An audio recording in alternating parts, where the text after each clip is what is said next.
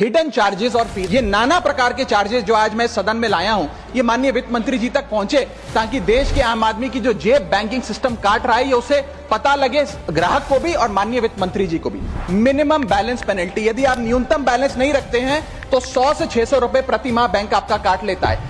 इस चार्ज को लगाने के बाद बैंकों ने वित्तीय वर्ष 22-23 में 3500 करोड़ रुपए मिनिमम बैलेंस पेनल्टी के नाम से लोगों से वसूले हैं। मैडम, एक्स्ट्रा एटीएम यूजेज, आपको एटीएम ट्रांजैक्शन के लिए 2 से 3 की मोहलत मिलती है, 2 से 3 की इजाजत मिलती है बैंकों द्वारा। अगर आप चौथा 5वां ट्रांजैक्शन कर लें तो हर ट्रांजैक्शन पे 20 रुपए एटीएम चार्ज आपको देना पड़ता है। इनएक्टिविटी फी 100 से 200 रुपए सालाना। फिर बैंक स्टेटमेंट आप मंगवाते हैं तो बैंक स्टेटमेंट इशुएंस चार्जेस के नाम पर आपसे 50 से 100 रुपए लेता है। फिर आप कहते हैं हमें एसएमएस अलर्ट के माध्यम से मेरे बैंक के खाते में क्या आ रहा है उसकी जानकारी मिले, तो एसएमएस अलर्ट चार्जेस के नाम पर भी प्रति क्वार्टर 20 से 25 रुपए आपसे लिया जाता है। ऑनलाइन पेमेंट करेंगे एनईएफटी की तो ट्रांजैक्शन फी भी ली जाती है। जबरदस्ती आपको पहले लोन बेचते हैं और फिर उसके बाद लोन प्रोसेसिंग फी के नाम पर 1 से 3% लोन अमाउंट का काट लेते हैं। साधारण सा सिग्नेचर बदलवाना हो, नॉमिनी की डिटेल्स बदलवानी हो, उस चेंज पर भी 200 रुपए प्रति ट्रांजैक्शन के नाम पे बैंक आपसे पैसा वसूलता है। और डिमांड ड्राफ्ट पे ऑर्डर बनाने जाएं तो 100 से 200 रुपए प्रति डिमांड ड्राफ्ट आपसे पैसा